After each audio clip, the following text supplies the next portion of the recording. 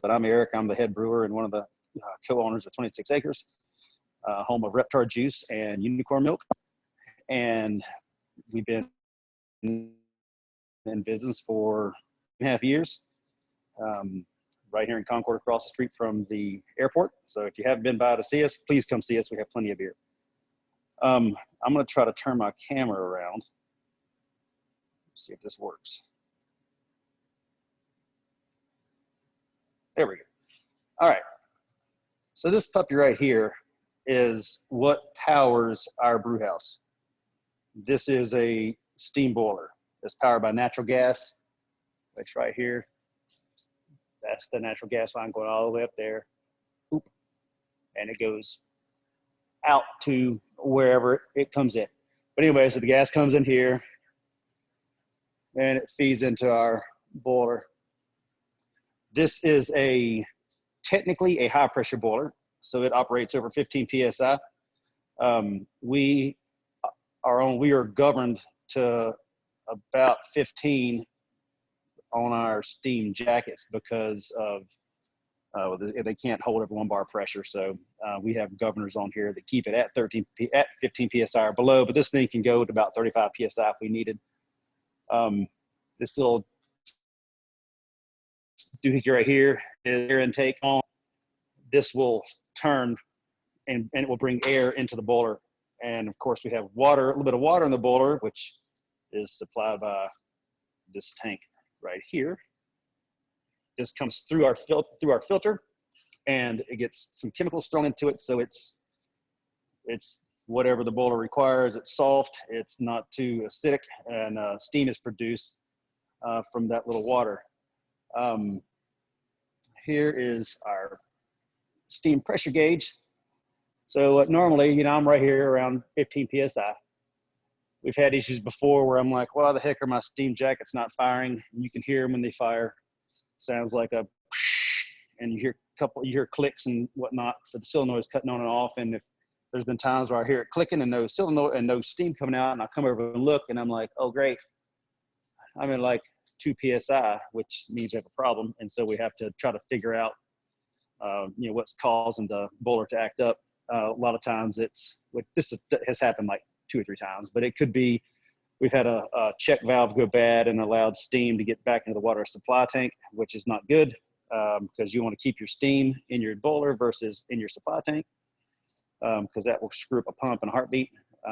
We have had low water errors, which the boiler has a couple sensors in it that prevent it from firing when there's too little water, or it keeps it from firing when it's too full, when it's over full. So you don't want to like really pressurize it.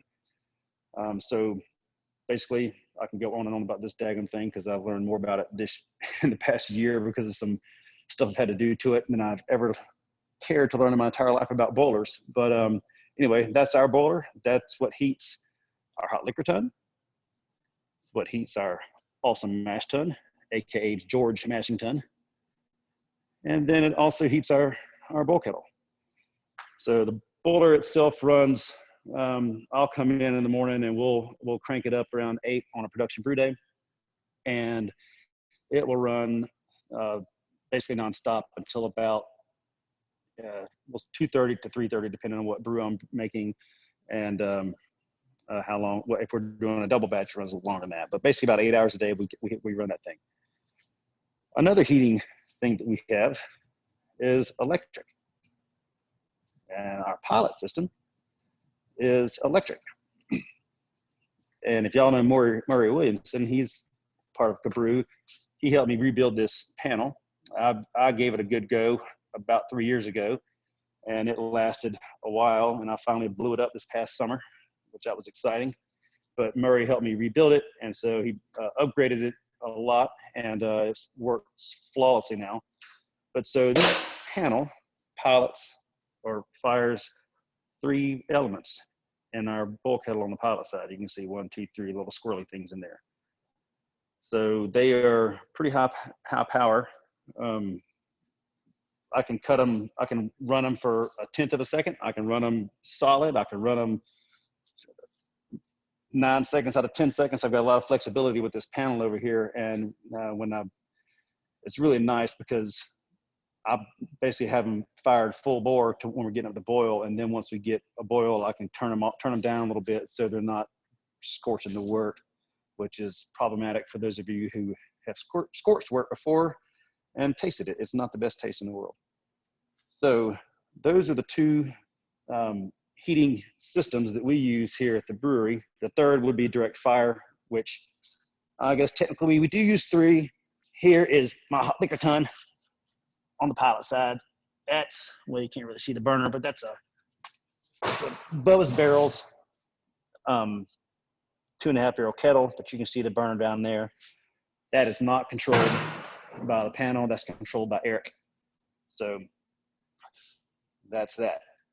Before we move on to the grain mill, does anybody have any questions or comments about what we have here?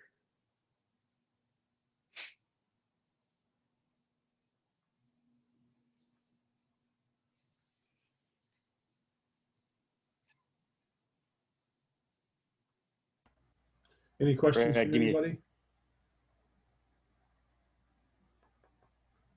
Okay, looks like we're quiet for now. Go ahead, Eric. Oh, there was some stuff that popped into the chat. I didn't see. I just saw it for like a split second. Yeah, I got it. I'll let you know if anything comes up. Oh, wait, Stephen, how long does it take to heat up strike water?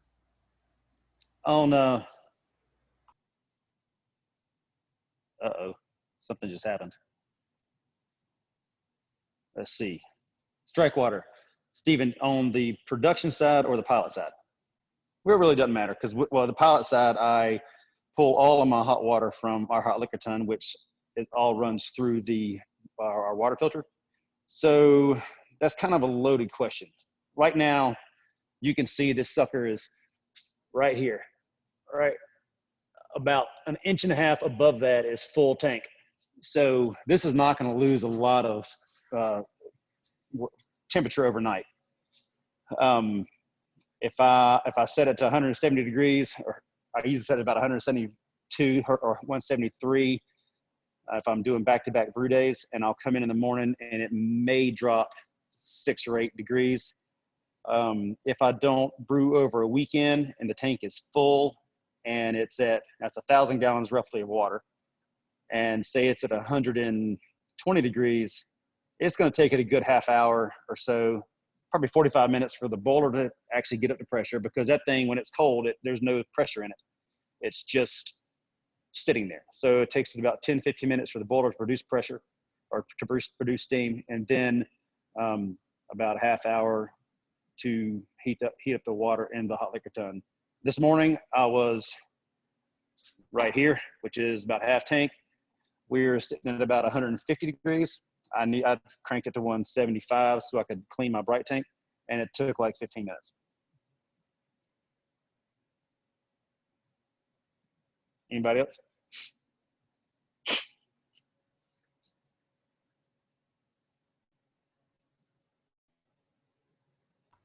I've got a question. Yeah. How much does it cost to make a batch of beer? Not grain, but electricity or propane or whatever. Like, just what's your cost for that kind of stuff? I know what we pay per month. To break it down into cost per beer would take some serious calculations. Well, no, I just meant like the whole thing. It's either going to be surprisingly a lot or surprisingly a little, probably. I mean, it's about $100 a barrel with everything. I mean, Reptar juice is an exception. Sure. You know, but yeah, I mean, everything, you know, we pay like $300 a month for gas, which is not, you know, bad, you know, considering where our boiler fires ran just about every day. And then electricity, we don't have 2 separate meters. We have 1 meter that meters the entire building. So I've got a spreadsheet that I created that I actually share with the Brewers Association, and I just input our whole electric bill. So I don't know, you know, how much electricity is actually going into the brew.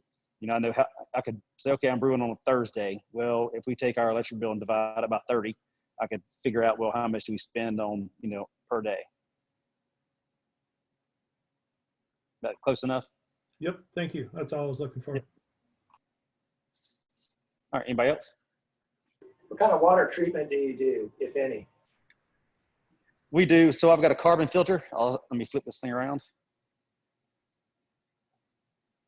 All right. So back here, tucked in the corner, is a very small water filter.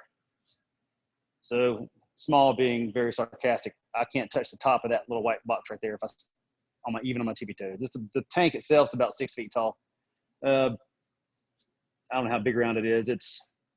I can't reach my arms around it. So that's all filtered carbon or just loose carbon.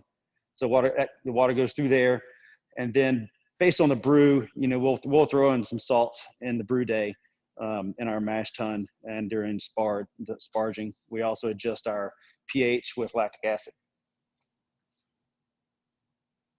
So I use calcium chloride, gypsum, baking soda, calcium carbonate. Right? I've got a little. Here's my water, with the exception of the barley. And there's my calcium carbonate on the bottom, sulfate up top, which is gypsum, and then calcium chloride on the top. That's barley down there, so that doesn't count.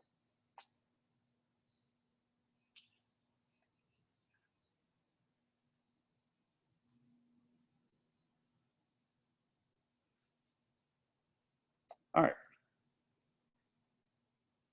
And we adjust it. It's not, I don't use just Reptar juice. I know off the top of my head a lot of our measurements. So I use, like 400 milliliters of lactic acid to get the pH down to what we need. And then like 300 and some odd grams of, let me look away for a minute here. Let's see. Yeah, 326 grams of calcium chloride and 200 grams of gypsum. That's just for Reptar juice. Now, for like the Kolsch or our blonde or whatever, that all changes. The lactic acid is about the same because we're using about the same amount of water. If we make a darker beer, it's adjusted a little bit more. But so yeah, the salts and the mash tun and the sparge differ from batch to batch.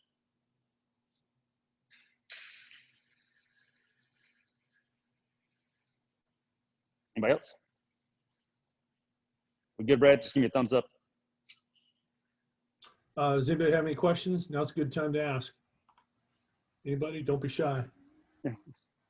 If you don't, just think about some more, and we got plenty of time. I've got all night. Yeah. All right. Let's move on to the grain because I really want to. All right. So this is the heart of basically of our brewery. This is our grain mill. This is a 2-roller mill. I'll show you. Hopefully you can see the inside of it. I wonder if I can turn the flashlight on? Oh, hold on one second. I've got a flashlight.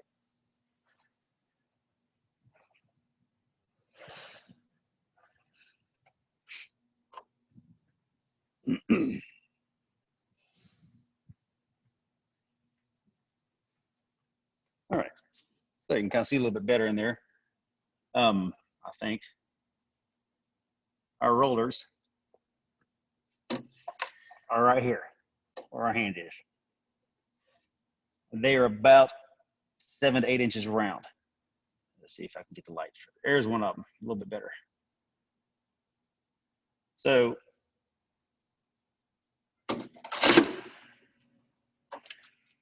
when we got this thing, it was basically just dropped off, and my equipment manufacturer was like, here you go, here's your mill. I'm like, all right, well, what I'll do from here, I'm a home brewer who used a credit card to measure the gap in my mill at home. So I'm like, well, let me go with that. And I did that, and it was very, very powdery, and we had pretty crappy efficiency. Runoff was awful. I mean, it was just terrible. And I'm like, oh God, this is not right. I mean, the beer, we hit all our temperature numbers and everything, but it took forever to fill the bulk kettle. And, I was really green, didn't know what the heck I was doing. So I started doing a bunch of research and found some great information on how to properly set up a mill at a production level. So here's the inside of our mill. This thing holds about 150 pounds of grain. at one time. Now it will be, you know, piled up here, but if I'm careful, I can get 3 50-pound bags of grain in there at one time. It goes down through the bottom.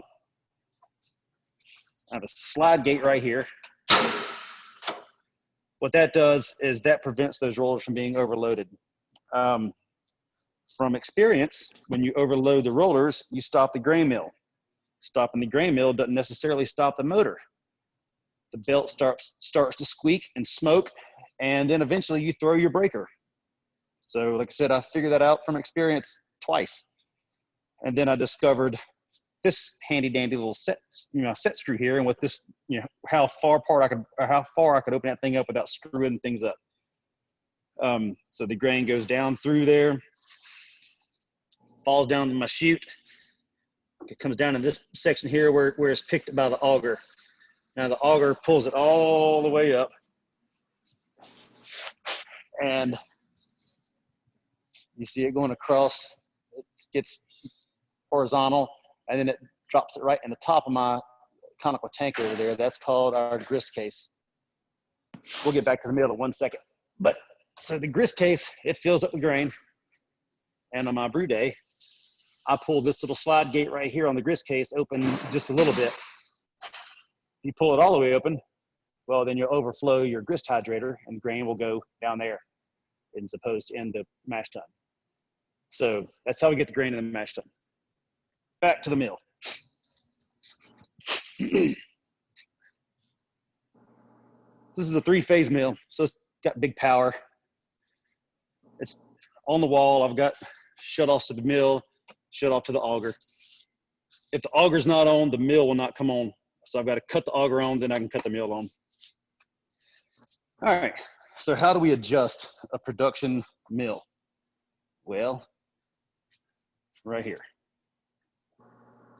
What this does, this part of the mill here will open or close the gap on the rollers.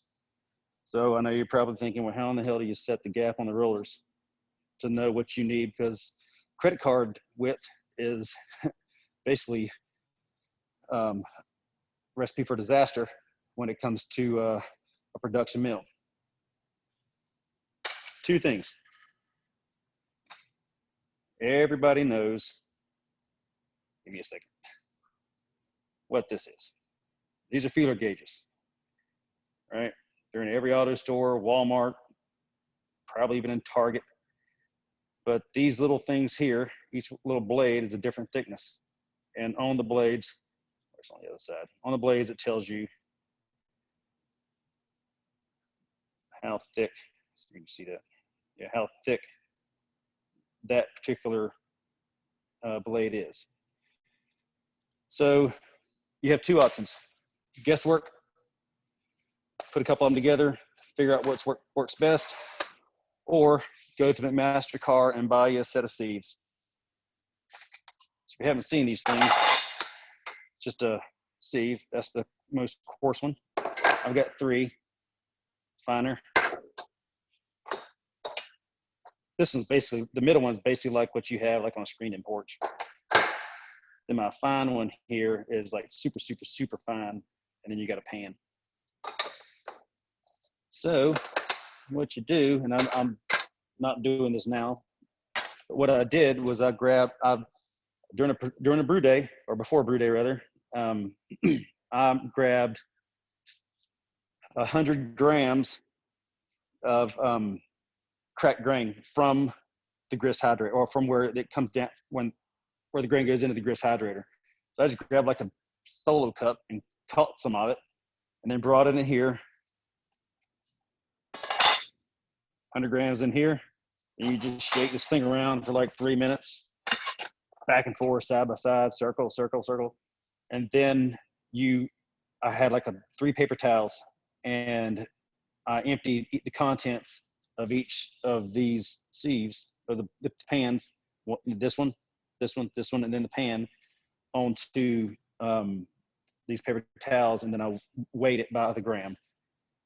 And the first time I had a lot of powder on the bottom, which tells me, okay, I'm running way, way, way too narrow. So I've got to expand my gap.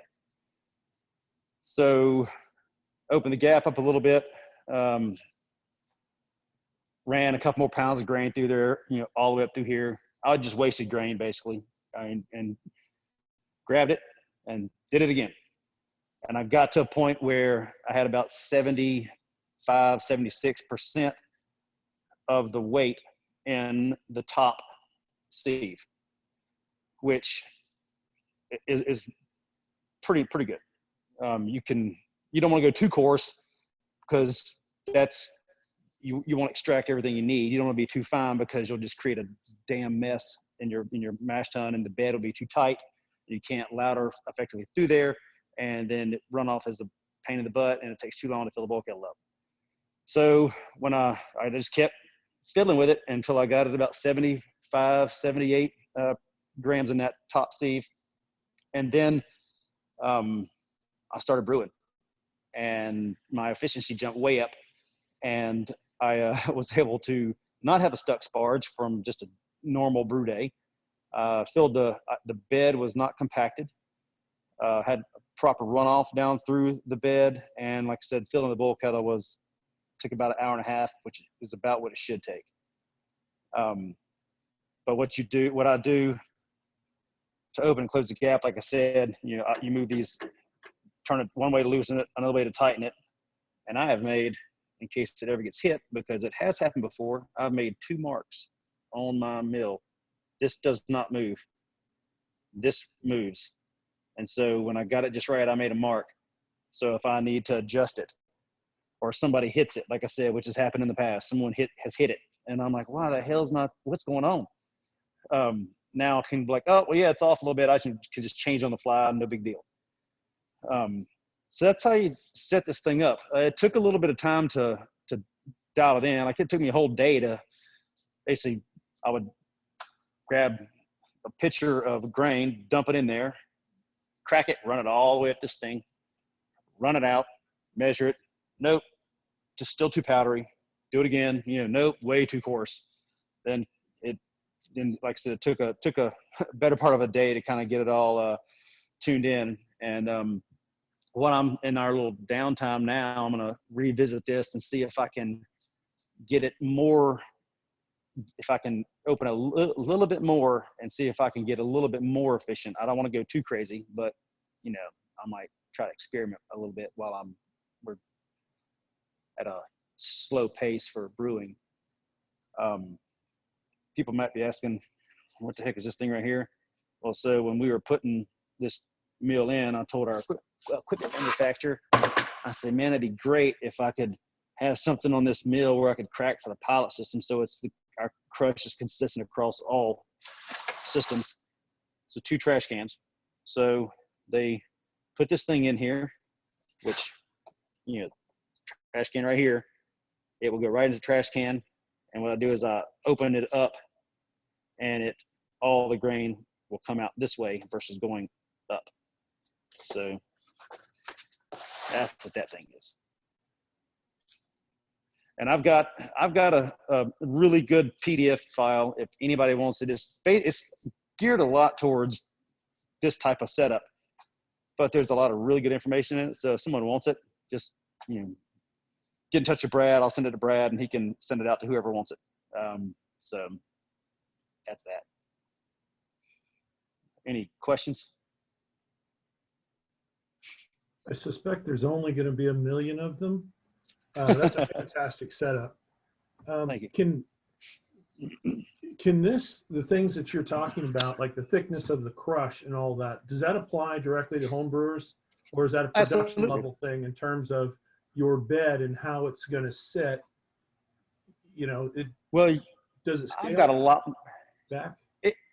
Yeah, I mean, I'm running it like 0.05 6. I guess 56/100th of an inch. Thousandths. Here, thousandths of an inch. Yes. I've always heard 0.4002, which is a credit card, but you're running much wider open, which I thought lowered your efficiency, not raised it. No, when I ran it that way, it was not good. Huh. So, you know, I've got the camera on me now. All right. So, you know, this thing holds, good Lord, 1,900 pounds of grain, right? So it will be all the way up to about his eyeball or a little bit higher on some beers. So I've got all this weight sitting in here. That weight, I mean, it's a couple thousands of pounds by the time you add 400 gallons of water and 1,200 pounds of grain. I mean, we're a substantial amount of weight. So that will really compact that grain bed. If it's crushed really fine, then it's just going to go like that. And what's going to happen is you're going to get channeling. You're going to get channeling. So all around the outside of your mash tun, you're going to see water going down the outside of it versus through it. Same thing at home. You got your cooler, like this puppy right here. Nice. You know, you got it full up to here. If you got it really, really, really tight and packed really tight, well, water goes the path of least resistance. The least resistance path is going to be between edge of this mash tun and the grain bed. So water is going to fall right down through there, as opposed to going down through the grain. That makes sense. I mean, I would suggest, I mean, I wouldn't say looser's better. I'd always done a credit card at home. Never had any issues with, as long as if I did a wheat or something that was very gelatinous, you know, I'd throw some rice hulls in there, but I never had a stuck sparge. How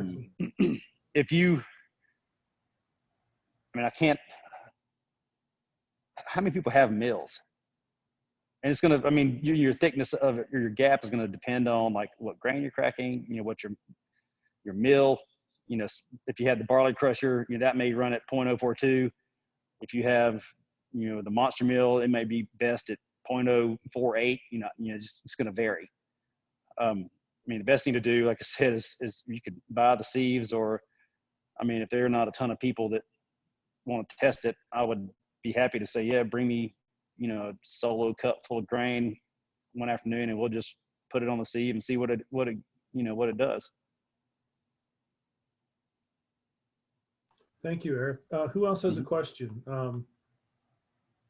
Throw it in the chat or just speak up. Chris Miller, go first. Hey, so what was the largest batch you did before you were brewing on this size system?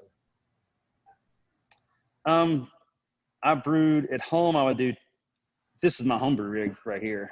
I have the Blickman top tier, so that's it. I could do 10 gallons, but I brewed a 20-gallon batch on that one time with a different boil kettle, but I went straight from that top tier to this 2-barrel system right here. Okay. So this 2-barrel rig, we bought, there's another brewery that was going out of business right when we were starting forming the company. We had a location, we had key people, and, you know, we had a business plan. And then I found this system on Pro Brewer, and we bought it. They put it in Joel's garage, and I went straight from 10 gallons max to 2 barrels. Okay. And yes, that was a big jump. And I will say going from 10 gallons to 2 barrels is a lot more difficult than going from 2 barrels to 15 barrels. Oh. All right. I've got Beersmith profiles built for all systems. I've got one for the pilot system, one for the homebrew rig, and then one for the production rig. And that took a little bit of time to get put together. Great question, Chris. Who else has a question? Anybody? Yeah. Hey, Eric, just question about the gap on your mill. Do you change it depending on the type of grain that you're crushing? Because I notice I get different results if I leave my mill the same. I get different results crushing, you know, standard 2-row versus wheat or versus a crystal. You know, a crystal mill will come through a lot chunkier, and the wheat just, sometimes it will just like squish and go right through if I don't narrow the gap. I don't change it. We haven't had any, I thought about that at one point. I'm like, well, let me draw like a blue line for wheat, green line for this, purple line for, whatever, and just move it. And when we went through our initial batches of beers on this system, I was like, I'm not going to change. I'm just going to see what happens.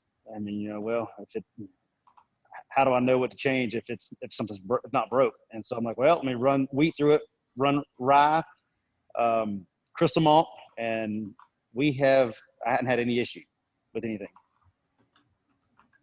Okay, thanks. I mean, but yeah, like it would be easy the way this thing's set up. I could just draw a couple lines on there. If I did a lot of wheat beers on the production side, and I started noticing like, oh man, we're not as efficient as we should be. If the grain bill calls for 50% wheat, 60% wheat, whatever. And when I was graining out, and I noticed a lot of like whole kernels, then I was like, okay, well now we're gonna need to tighten that gap up a little bit and kind of change my methodology of graining in. Like I've got my own own way that I grain in. Like I do all my specialty grains up front, be it barley, crystal, wheat. I don't run corn through there, but rye, whatever it is, nothing flaked, because that's a problem. Don't ever run flaked grain through your mill, or rice hulls. But so I do all my specialty grain up front, and then I follow it with whatever the base malt is. My reasoning behind that is, well, early on, I'm like, oh, the mill's done. Let's go ahead and run the auger for a little bit and then stop it. Well, then one day I went to brew our blonde. The day before I brewed our stout and started, graining in, and I pulled my little lever up there, and I'm like, what the hell? Why is there barley coming in here? And I'm like, oh shit, that's right. I cracked barley last. And so there must have been some, stuck in this auger somewhere or hung up. And so I had a little bit of barley in my blonde, which not a lot, but I still smelled it when it was going in. And you shouldn't smell that roasty smell in a blonde when you're graining in. So now, like the way I got around that was put all the specialty grains up front, and then the brewer's malt, pale malt, whatever the base malt is at the very end. And then if I do a back-to-back brew, a different beer, if I have a cup full of base malt, or even a pound, it's not going to make a bit of difference. Good suggestion. Thanks. It's a good question. Going back, you said never crush oats, which I have in the past, and didn't have a stuck sparge, I don't think. But so I didn't know that crushing oats is bad. It just lends to a stuck sparge. Huh. And we know how much fun that is. Well, you got that kernel, it's like a flake. Yeah. And when you crush it, you turn it into more oatmeal than what it normally is. So you got this very gelatinous grain that is now not intact. That makes sense. So it's, floating around in your mash tun and could cause a stuck sparge. Okay, who else has a question? Anybody? Questions? Now's the time. Mr. President, you have a question about cracking grain? Should you or should you not? I will say, I saw Richard said something about stuck sparge. I had the awesome opportunity last summer. I was experimenting with trying to get more efficient with Reptar juice and running the rakes versus not running the rakes at different stages of the game, or the mash, or the rest rather. And so I started filling the bulk kettle up, and like 2 hours goes by. I'm like, Jesus, I'm pissed. This is my bulk kettle. I'm like, oh, right here. I've got to go all the way up to here, right? That's my 15 barrel mark.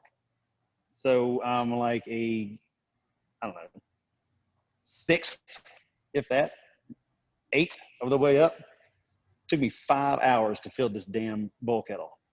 And I didn't get out of here until about 7:30, 8 o'clock that night. And I was just that close to saying, screw it. I'm just going to open the freaking mash tun, dump it all down the drain, and be done with it. And I'll brew it again tomorrow.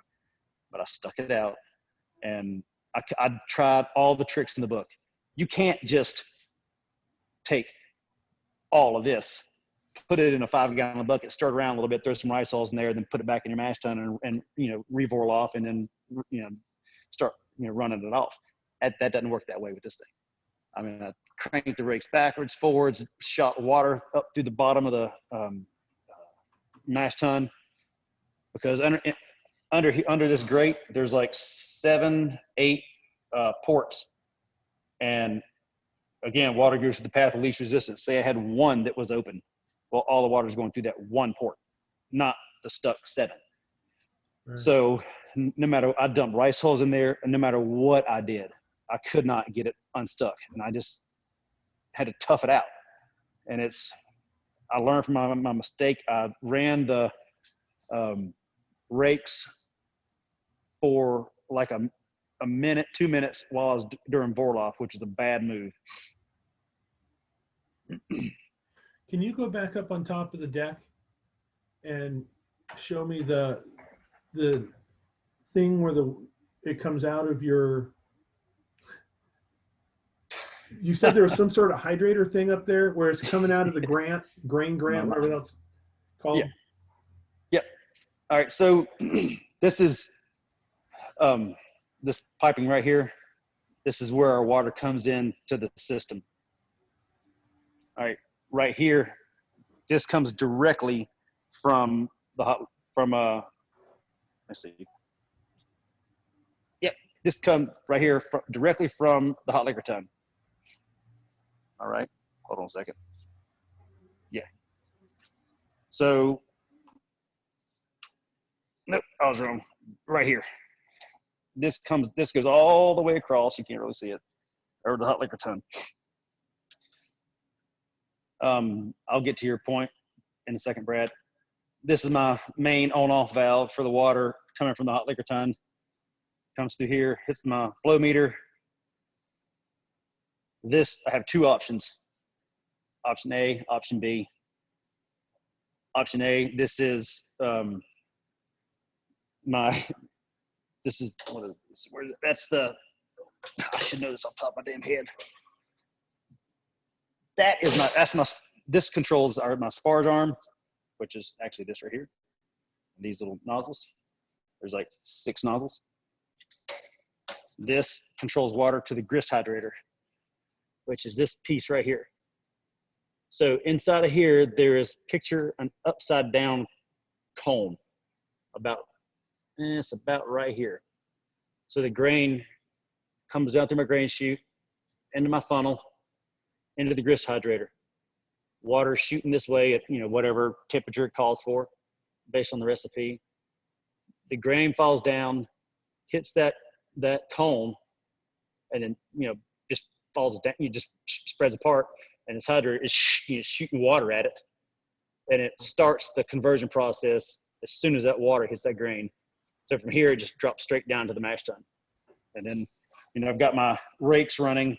The way I run my rakes is I'll run them forwards, and I pause for 4 seconds, and then I run them backwards I do 30 seconds, pause for 4, 30 seconds, pause for 4, 30 seconds. Reason behind that is if it's always going this way, well, then your grain is just going to always just move in one direction. So I like to and you'll have hot spots. So I alternate every 30 seconds, and that prevents hot spots from forming. It also, I have like a level grain bed once I've got all the grain in here. So that idea of the grain getting separated and sprayed up top, that's pretty interesting. I didn't ever think of that. Yep. Huh. And this is a combination mash and ladder tun. So, we mash in, stays here, conversion, everything's done right here. And then it's all the work's pulled off. You have on four vessel systems, you have your mash tun, then you have your ladder tun, then you have your boil kettle, then you have your whirlpool vessel. We're not that fancy.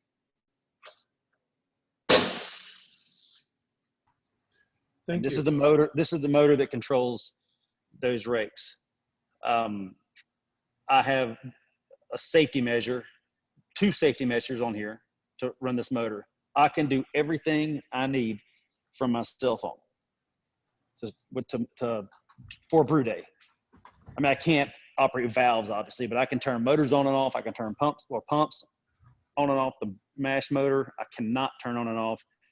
I can control temperature, but that motor is very special. So if I try to hit the mash rake, nothing will happen. What I've got to do, go back, is I got to press this button and then at the same time press my either forward, reverse, go button on the rake. I've also got the PLC, which is basically the brains behind this whole thing. The PLC cabinet is back here, and inside this cabinet, I've got a breaker. Every motor in that system has a breaker. So if I when I go to grain out and I'm done, I've got to climb in that mash tun. Well, I'm not about to climb in that mash tun while that breaker's on. So I always turn it off and lock the door behind me. That way nobody can go in there and like, oh, Eric's in the mash tun. Let's crank this sucker open and get going. So they can't turn the thing on. Even if I got the screen on my phone and I accidentally hit the forward button, it's not going to cut the motor on. So you've got to have like physical human interaction to turn that motor on, which is a huge safety thing because without that would be a big OSHA violation. Sure. That's very good. Thank you. We got about 10 minutes left. Does anybody else have any questions for Eric? Any topic brewing related? Ask him what's his favorite color, what's his favorite beer. Hey, Eric. Yes. Yeah, this is Dave Schrump. I live in Highland Creek. I think I'm one of your neighbors. I see all the learning you have to do on your own. And All the what? You have to learn on the fly. You have to kind of innovate on your own. And I'm just surprised that there's not some resource you have with other brewers around the country who could help you problem solve sometime. Are they out there, or are they just kind of on? No, I know a handful of brewers here in Concord and in Charlotte. I can pick the phone up, or I can text them or hit a Facebook message and be like, hey, I got a problem. You ever seen this? And we have a really good network here in town. We have private Facebook groups that we're all on. And then, like I said, a bunch of us are all friends. And so there's private messages going back and forth all the time. Okay. I mean, I talk to Jason at Cabarrus at least once a week. And then I talk to Austin at Farm Mill on a regular basis. And then if there's something that I can't figure out by talking to somebody locally, or if they haven't been able to help me solve the problem, then there's always Reddit, which is take that with a grain of salt. You can hit up Reddit for information. ProBrewer.com. They have a really huge message board that's years and years old, and so you can go there sometimes for some information. Then we have different brewers, like our Brewers Guild. If I had a really big question, then I could hit up them and they could send something out. So we do have a good network, and that's one cool thing about this industry is, if there's a problem, help's only a phone call away for the most part. Well, that's good to hear, but sometimes you have to still solve things on your own, don't you? Oh yeah. Yeah. All right, thank you. Yep. Okay, who else? Next question. Don't be shy, pop up.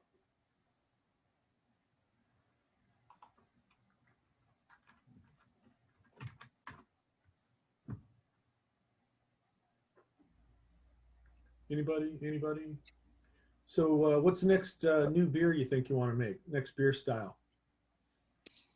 I've got a lager going now. That's a Mexican lager that I brewed on the pilot system and was a huge hit. And before the Corona mess happened, that was like, I'm just going straight with the lager and we'll release it early April. And well, here we are. I don't have cans or a way to can that beer just yet, because it kind of caught us at a bad time. But I'm going to brew another lager, a pilot lager. I got an idea. And then we're starting to experiment with some kettle sours. And so for those of y'all who didn't have my sour, I made one. It was a blueberry and peach cobbler sour. And that came out 3-4 weeks ago. And we just ran out the week before all this stuff. We got locked down. So I guess not this past weekend, but the weekend before last, we ran out.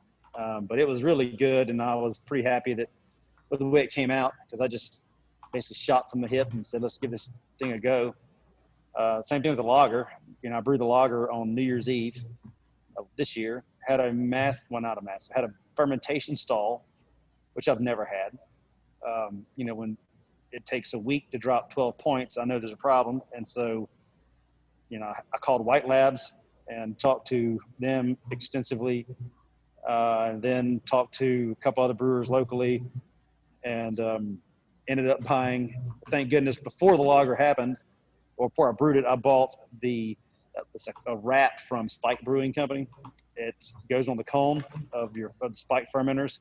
So I bought that thing, and White Labs told me to raise my temperature up to low 60s to start fermentation up again. And I'm like, that won't be a problem. So I bought that rat for that one beer, and I was able to get it up to temp quickly. And within a day, I was fermenting away, and then I was able to get it turned around pretty quick after that.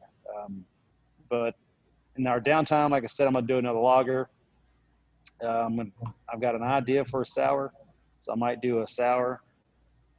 So those are the next two. Beyond that, I don't know. I've got a hazy New England IPA that's a session. It's like 5.2%. That, no lie, we kegged it a week and a half ago, and here I'm sitting on it. Once I get some labels in for our blank cans, I'm gonna can it, and then we'll release it.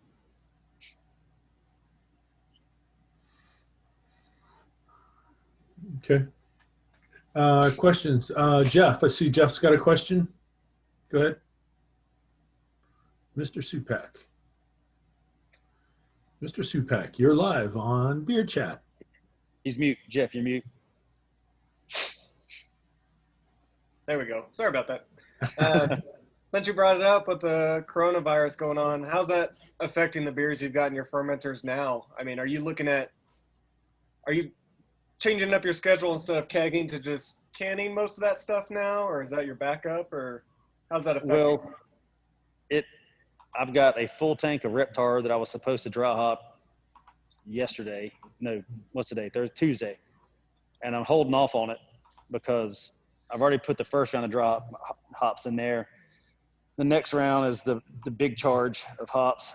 And if I'm going to have to dump that beer, I'd rather just dump it and not deal with wasting more money. Yeah. I'm canning a batch of Reptar on next Tuesday, doing Reptar and Unicorn Milk. So we'd plan those to be done at the same time, and it was always in plan to can them. So yeah, we're right on time with those two. I mean, I don't know. I mean, it's the lager will be fine. I'll just let it sit in the damn tank. True. I'll pull the yeast off tomorrow and start lagering. And I'll lager it for 3 weeks versus, or however long, I guess, versus 2. My brewing schedule has really, stopped on production because we don't know, how long it's going to take us to get through a batch. My idea is to just do some small batches now, and I've got some grain on hand. I'll just continue brewing small batches, and I've got a stack of blank cans, and we've got an October can seamer. So I'm just, for the time being, just rock that until we get back running again. And then it'd be probably balls to the wall, which would be great. Because I hate sitting around here. Sounds like a good time to do some big stouts that could sit on for 3 months and mellow out a little bit. Have a big party when it all clears up. This is when I wish I had. I don't have stuff to do a big stout, but I wish I would, and I would take it and put it in some barrels and just age it. Yeah. I'm not set up for that right now. Oh man. Unfortunately. If you do, sign me up for that one. Make a Deal. Belgian. Yeah. Of course, Brad. Exactly. Okay, it's got a couple minutes left. Any last questions? I see someone, iPhone, whoever that is. Yeah, it's Dave again, Dave. Eric. Can we buy any of your beer now? Are you able to set up for that at all, curbside? Oh, yeah.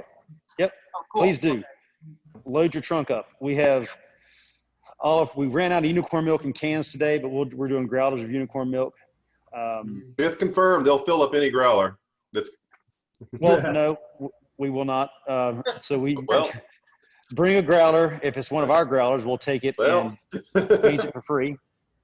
Or we'll cut you a really good deal on some glass, our glass growlers if you don't have ours. We're just, I really don't have to worry about home brewers bringing me a dirty growler, but it's, people who don't brew at home, like, oh, I got this growler and it's got a damn mouse in the bottom of it.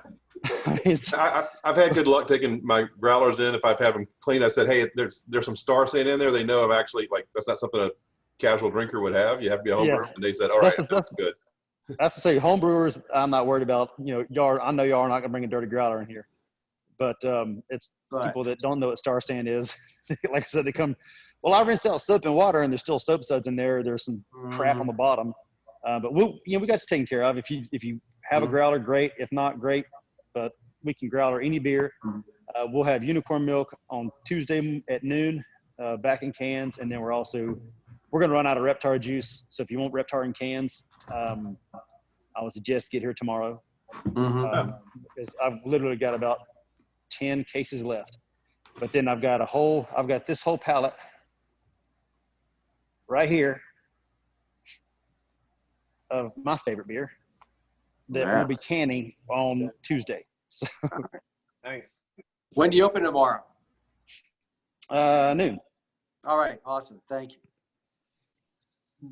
If you're moving that much beer, it sounds like you're doing pretty good can sales.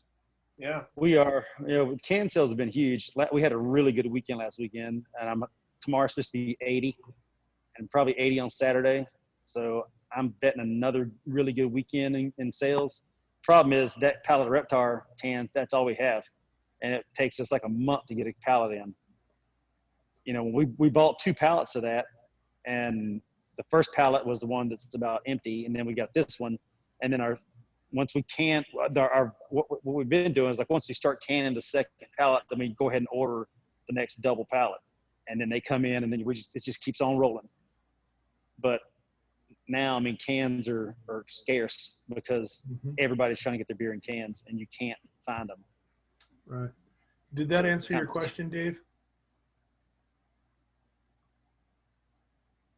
Yes, indeed, Brad. Thanks. Okay, great. Who else has got a question? Anybody? I want to let Eric go home and relax. But last question. Anybody? Come on. Looks like that's it. Thank you very much, Eric. I appreciate you taking your time and explaining your system and going through everything. I really found that grain crushing stuff really interesting. That was, I don't have a crusher, so I've never crushed. So I don't like that whole sieve thing. That was pretty badass. Yeah. And that whole hydrator thing, that was cool as shit. So thank you very much. I appreciate it. The sieve was a game changer because other than, like, how the hell do I know how I'm going to set this damn thing, right? It's like, well, I can just keep guessing or spend 120, 30, however much it was at McMaster Car and knock it out in one afternoon and not really waste a batch. So it's been. Do all pro brewers do that? Do they have those sieves? I've never seen that before until you pulled it out. I don't know. I would like to think they would, but I can't say one way or another. Cool. Brad's middle finger. Someone changed their name. Okay, well, thank you very much, Eric. I appreciate it. You're welcome. That was fantastic. Yeah, my door's always open. You'll have questions, call me, text me, email me, message me, come by. I have nothing to hide, so I'm happy to help any way I can. Appreciate it, Eric. You got it. Thank you. You're welcome. Thanks, Eric. Thank you, Eric. See y'all. Have a good night. Thank you. Thank you, sir. You're welcome. Good night. Thank you. Night. Night. There. See you. That was pretty cool, wasn't it? That was really neat. Yeah. Yeah. Thank you, Brad, for putting that together. Yeah, definitely. It's a nice way to get a little camaraderie here when we can't get in the same room. Yeah, definitely.